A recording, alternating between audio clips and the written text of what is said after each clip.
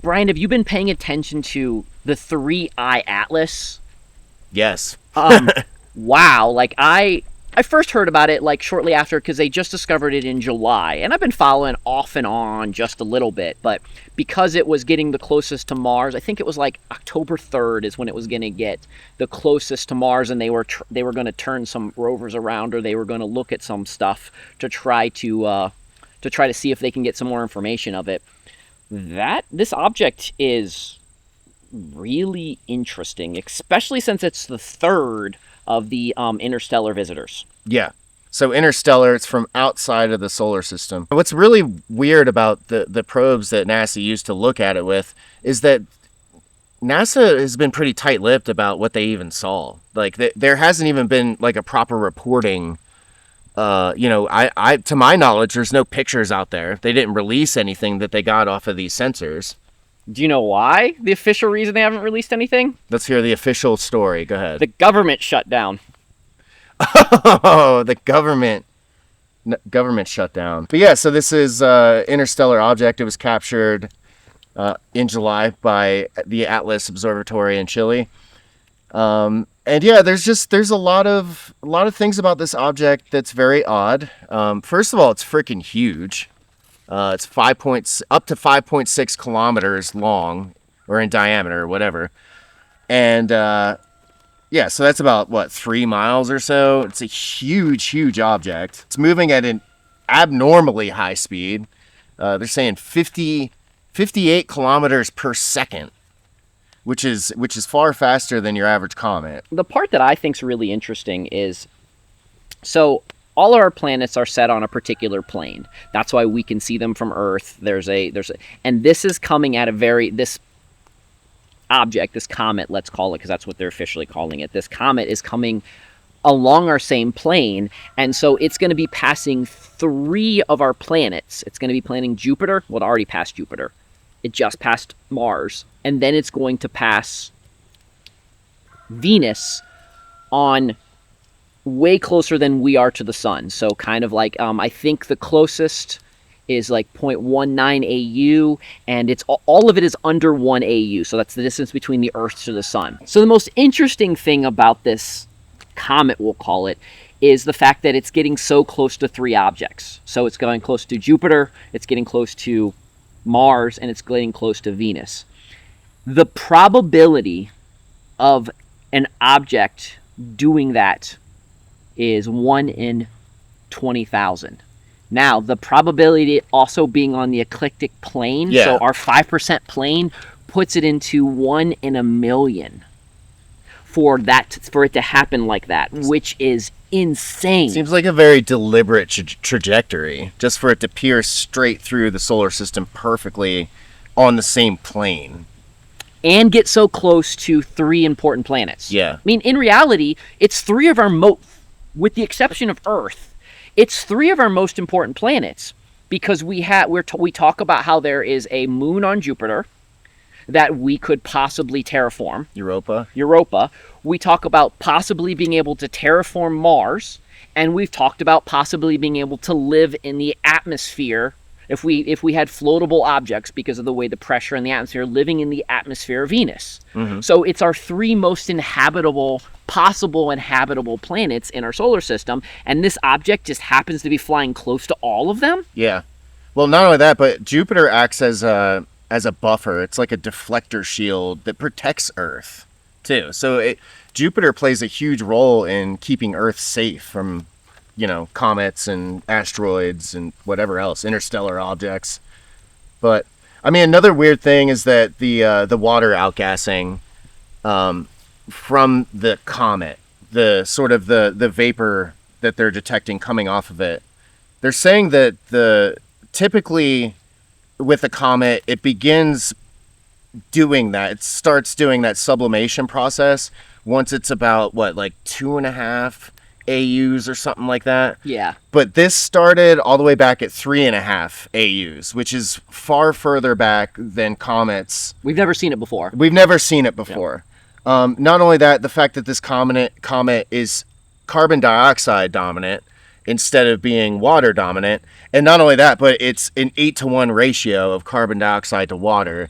So the composition itself is odd. It's unlike anything we've ever seen in our solar system before, including interstellar objects. And then, I mean, I think like the weirdest thing, and this kind of to me it's evidence that this is most likely not a comet, and that's the light scattering, the light emissions coming from that we're detecting, right? So it's reflecting like a mirror for one, but it's a mirror where the effect is flipping around erratically, and it's kind of like moving, like it's like moving at all these odd angles and stuff. Like just visually, it doesn't even look like a comet.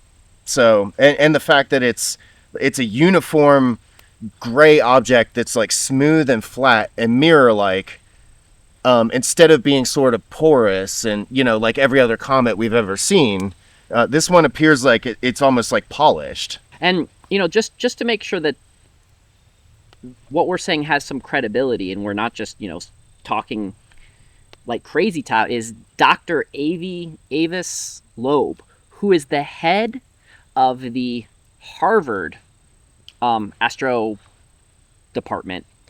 He's actually saying now that there is a higher than 0% chance that this is a non-naturally occurring object.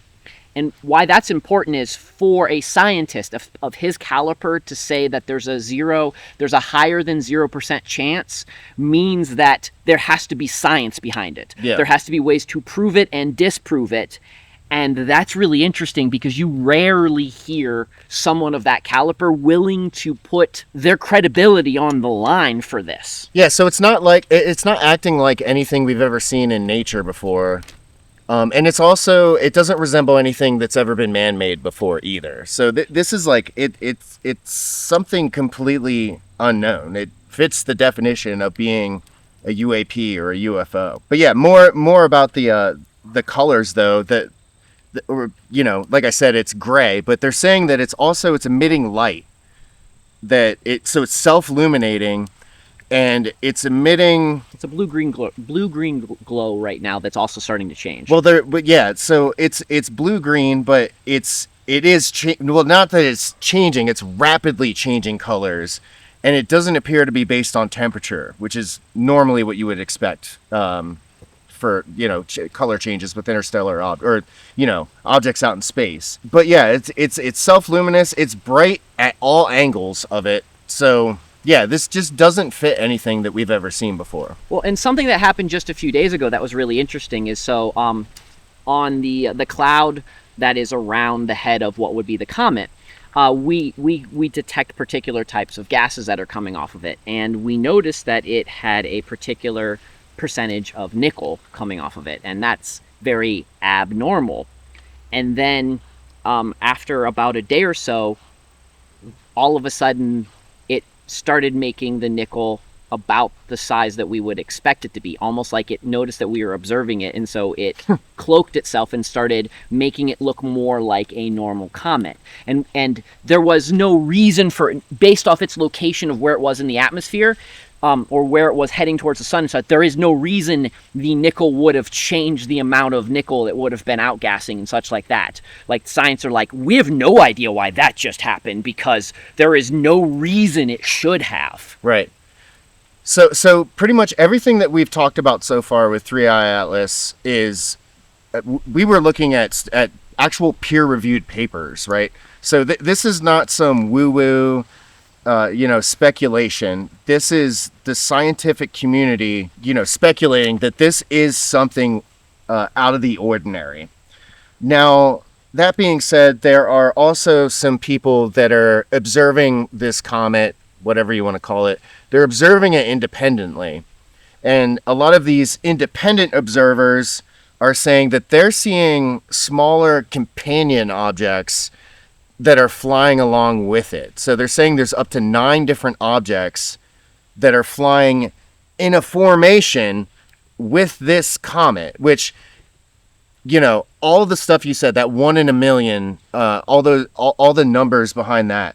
Now take into account that the possibility that there's 10 comets flying in uniform into the solar system with all that other stuff. Now you're way off it's probably a 1 in trillion chance.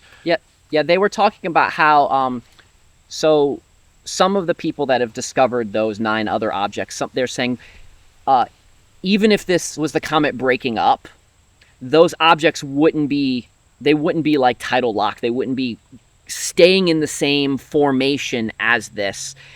That is even more abstract that we're starting to see that, because some of them sort of slowed down and kind of faded away, or they should have burned up, or they should have acted erratic. Yeah. And the fact that they're not acting erratic is very, very, it's just adding on to how weird this entire thing is. Yeah.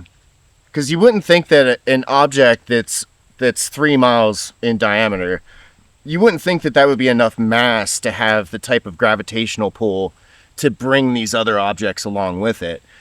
And not only that, but could it be possibly that these objects, all of them are magnetic, and maybe there's some kind of magnetic field around the main one that's holding these other ones in line or something?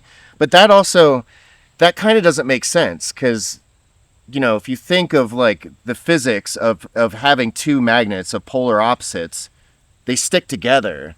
Like, it's not going to hover and kind of be in parallel with it. It's going to bring it in and stick it together. So the odds that it's magnetic is pretty much 0. The odds that it's gravitational, pretty much 0. Now, I will say, though, there is a chance it could be electromagnetic, because there are ways, like, we do know that with like force fields and such like that, we can lock things into being certain distances when we use electric into thing. I mean, that's part of the idea of how the sun and the earth, why we're locked in our particular thing. So there is that chance that there's some type of electromagnetic thing holding that in. But now that really gets to the question of, well, if it's electromagnetic, then that really starts leaning towards the idea that's artificial instead of natural. Where would it be getting that amount of power?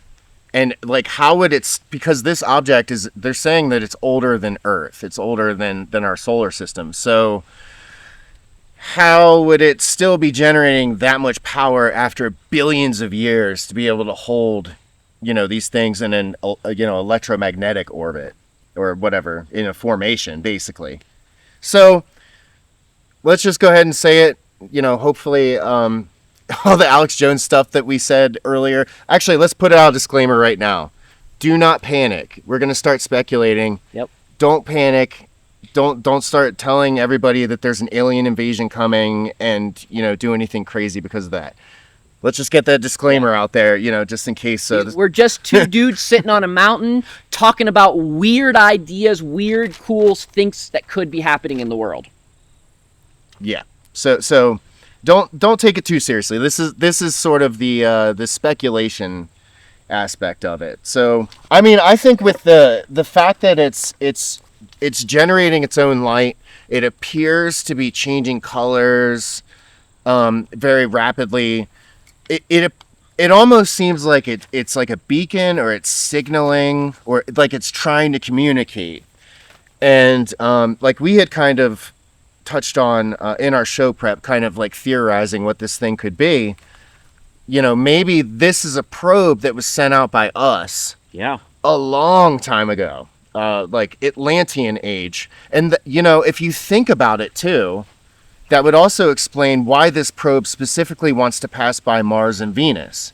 Because if you dig really deeply into sort of the esoteric side of like the Atlantean, the pre-civilization age, there's a lot of not speculation. These people believe that at one point this solar system was a multi-planet system that humans inhabited. So Earth, Venus, and Mars at all point, according to these people that theorize, or maybe they have evidence of it. Maybe that's some of the stuff buried under the Vatican or whatever.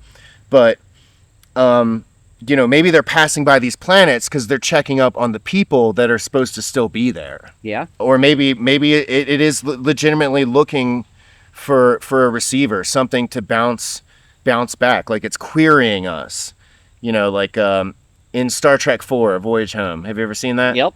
Where the whales are extinct in the current year, and this probe comes to Earth, and it implies that whales were put here by aliens to communicate with these probes, and to like they were the ones giving the status update as to what's going on Earth. Well, this probe shows up, sees that whales are extinct, and then like takes revenge on Earth. So like, what if it's a similar thing where this thing is coming here to try to communicate with something that doesn't exist anymore, and then maybe it'll get pissed off, just like in the movie, you know? Who knows? Yeah, I mean, I like the idea is it's something that we sent up there, and it's flashing and it's blinking and it's telling us, oh, okay, it's time to capture us before, we've got all this great knowledge of everything that we just found in deep space. We're bringing it back, and it was they purposely went past all the planets that they thought there was going to be life, so that okay, just in case one of them, something bad happened on one of them, one of the 3 planets that we're going to go past will be able to capture the device and collect the data. They set themselves up backup plans. I mean, maybe it was even launched from Mars or Venus. Oh yeah. And that's part of the reason why it's specifically heading towards those planets. It's trying to make contact with whatever people used to be there. This alien concept of that this could be an alien ship, I do want to mention that the one that came through a couple years ago, the Oumuamua, there was a lot of people, because that looked really different. That was the first interstellar object that we discovered, and there was a lot of people that said that looked like it had a light sail. It looked like it had ways to be able to absorb energy from the sun and maybe even from Jupiter, but it wasn't coming at the same like 5-degree angle. It was coming from a larger different angle, but we had never seen an object look like that, and we'd never seen a object act like that. And that's interesting because it was another abnormality, but this one, Atlas, is even acting even stranger than Oumuamua did. Big time. I mean, Oumuamua, the biggest thing, I think there was that acceleration that it did as it was leaving the solar system, which is just like, wait, what? That doesn't match what we know about physics. That's pretty weird. But I mean, 3i Atlas has so many things about it that's weird. Yeah, I mean, one of my favorite things to think about the fact that it's called 3i Atlas, like the third eye. Oh. Let's just play a game here for a second. So we're getting into some crazy woo. So be forewarned, this is crazy woo speculation. But let's say that this is an alien. Okay. Let's say this is, and they know that this is going to arrive sometime in December, because I think that's when it gets absolutely closest to the sun, is in December. What interesting thing has happened in the last month that we should be paying attention to? Well, one, our government shut down. Well, why would the government shutdown have anything to do with, an alien invasion? Well, one is because when the government shut down, there's a lot of stuff they can do that they don't have to tell us anymore. Because there's a lot of stuff that they do behind the scenes, because they can say, we don't have to do the C-SPAN stuff. We don't have to do that. It also means that, if NASA has particular cameras or satellites or something, they can argue, the reason we can't get that out to the general public right now is because we don't have the funds, we don't have the people working to be able to transfer that out. So that's always really interesting. Well, you were saying about the camera, because of the government shutdown, they gotta shut the camera down, right? They have to shut the camera down. Another, just to make sure we talk about the cameras, also NASA no longer gives us live feeds from anything that they discover. That also includes, like, Webb and Hubble and even the International Space Station. If you actually read into it, it's actually not live, it's on a delay, because NASA feels that they need to review all of it before they release it, because they don't want to stop. They say because they don't want to start a panic of people speculating. But something else I think is really interesting about this object that's coming through is it's gonna, after it goes past Earth, it's supposed to go back out past Jupiter, and we have the Juno satellite out there that it's going to get actually pretty close to that. But exactly 1 week before this object is supposed to pass it, they're going to turn off the camera on that. And then we did have a representative Luna, that interesting, Luna, a representative Luna that was actually trying to petition to Congress about keeping that camera up. Well, guess what they can't do now is government shutdown. We can't turn that camera on. We can't get the funding, and there's a really small window of being able, because we have to send the signal there, we have to make sure we turn it, we have to make sure it gets turned to a particular thing to be able to view the object very appropriately. But it's absolutely doable. But right now, it's not doable because we have to get that approved by Congress, and they're not doing anything. But something else to really think about, and Bryan talked about it in his last show, and I was trying to think about this connecting to this. So in the same time period, we also did have the Secretary of War meet with all the generals. And of course, what we watch live stream isn't everything that they talked about. They're not going to tell us a smart government would not tell its people everything because, there are spies that are going to be watching that live stream and spies and such. What if they know something more's coming? And the reason they're shutting down the government is because they need to get more control over things. The reason they met with all of the generals and all that is not because they want to get rid of this woke stuff, but because there's a good chance we're getting invaded, and we need our generals to change the way they're thinking and start okay, what can we do? What technology do we have? Are we friends with anybody else on this planet that we can share this information with, that we can have a joint thing? Something else to think about is we just extended this really big deal with Qatar with that military base in Idaho, which is something else to really think about. It's showing that we're kind of joining forces with some other very high tech type countries. So what if everything that we think is this government shutdown, and we think that this is this left-right crazy paradigm, what if the rulers are just like, you know what, it's go time. We're going to we're either going to put in blue beam because they know people like me and Bryan, conspiracy theorists, are going to look into these things, and we're going to spread this information, and they want us to, or we're actually having a real alien invasion, and they're just like, we can't tell the American people. We can't tell the American people. How can we with a good conscience not tell the American people? Well, if the government shut down, then we can say, hey, we wanted to, but we can't because of the rules. So again, crazy town. I know it's crazy. I know it sounds silly, but I will tell you that if I was a ruler or something like this, and this is how, and I knew that something that was completely outside of my control was going to happen, that's kind of how I would play the game. I mean, what about the possibility that the government has known about this a lot longer, and they're choosing to announce it now? Maybe they detected it, or they knew it was coming, or somehow they knew that 3i Atlas was out there, and that is the reason why we got serious about starting the Space Force. Because Space Force came out of nowhere. It did. It really did. I mean, all of a sudden Trump is like, we need to be prepared for threats from space. And that kind of took everybody, everyone was pretty much confused over that. Like, a Space Force? Like, I guess, China and Russia and these other countries, maybe they're developing weapons and we need to be able to, counter those and stuff in space.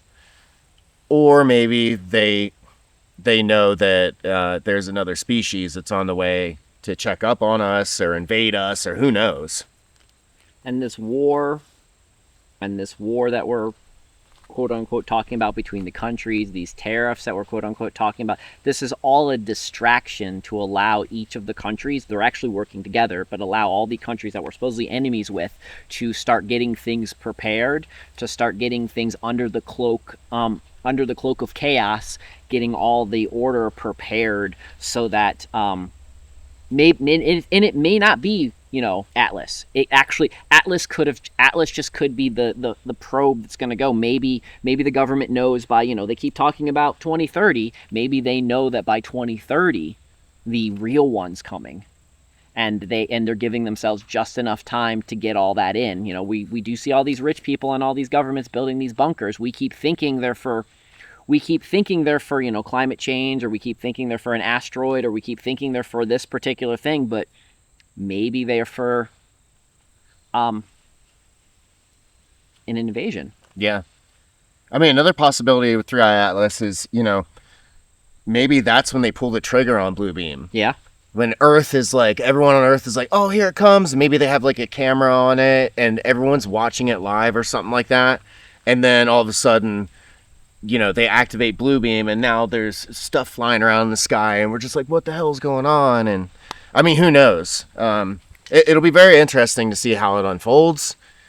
I would bet my money on nothing. Three Eye Atlas itself is a distraction. I would put my money on, it basically just coming and going and people just basically forgetting about it. But who knows? This could be game time, either in terms of the government pulling something shady or, an actual outside force coming here for some other reason, or maybe it's a probe that we launched that is returning and trying to make contact. Or the government's using this as a test to see if they obscure enough information. Can you get the underground media, the folks like us, can you get the underground media to talk about this, to hype it up? Because, it's one of those things when you feel like you're in the know, when you feel like you know something that everybody else doesn't know, you share that, and other people get a camaraderie around that. And so maybe this is a test run to see how riled up they can get all of us. They can see how much they can get us to spread this information so that when they're ready, they can turn on Project Bluebeam and they know that they're going to be able to get the mainstream media and the underground media and possibly even the alternative media to all talk about it in different ways so that it becomes, well, if all three of those media sources are talking about it, it's got to be true. Yeah. Yeah, like they're laying like a psychological foundation